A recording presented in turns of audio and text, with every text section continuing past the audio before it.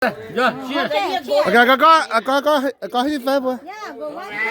cho ai ma là huấn luyện đó Rồi những cô, nhưng mà chia chưa?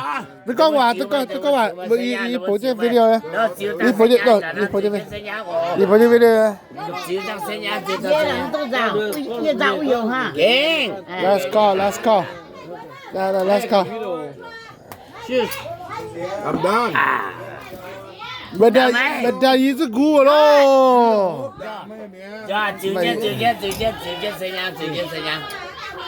Fuck you. Mạng giúp mà hổ mà. Chia. Là bữa chia chúng mày bực hổ mà. Đó.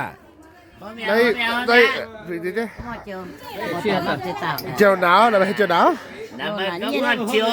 Chiều nào? Ok, như họ. Như họ cả bài hát chiều nào phải không? Bài hát là bài hát à? Bài hát là bài câu à? Hey, Take a shot. Give a shot.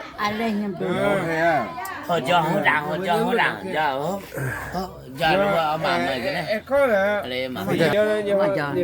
One, two, three, yeah. oh mưa tạt chưa Okay, come on. I'm online. John. John.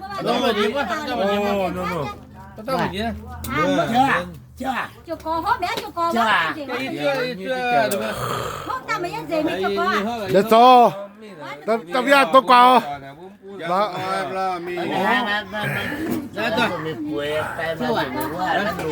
Chờ nào. Take it.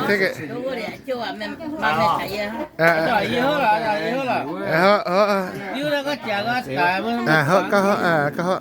20光會很好啊！